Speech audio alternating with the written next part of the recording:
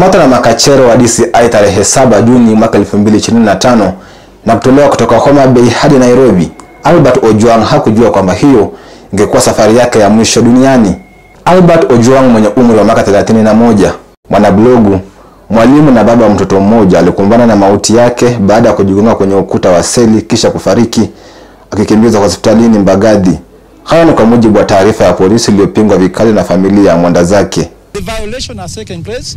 He has been killed by the state, by the government. That is true and is undisputable. Meshak Ojwang, babake Albert, akizungumza kwa uchungu, amejutia jinsi mtoto wake wa kipekee alivyopoteza maisha yake na kuzima nuru ya familia hiyo. Mtoto wangu ni mtoto mmoja.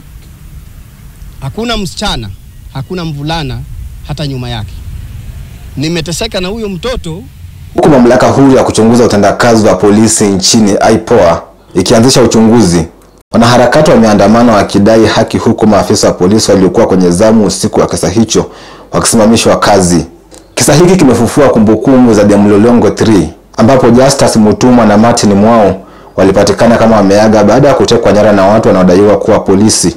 Sylvester Mwangoji, maarufu kama Mwangoji wa Meliza, alifariki kwa njia ya kutatanisha katika kituo cha polisi cha Weruga, kaunti ndogo ya Undanyi, kaunti ya Taita Taveta mwezi Aprili mwaka 2025. Data kutoka kwa shirika la kutetea haki za kibinadamu la Missing Voices inasema kwamba kumekuwa na ongezeko la utekaji nyara na mauaji. Wewe wacha naye. Swali ni je, ni nani wa kuwajibika tunapopoteza raia mikononi mwa wale waliokabidhiwa kuwalinda?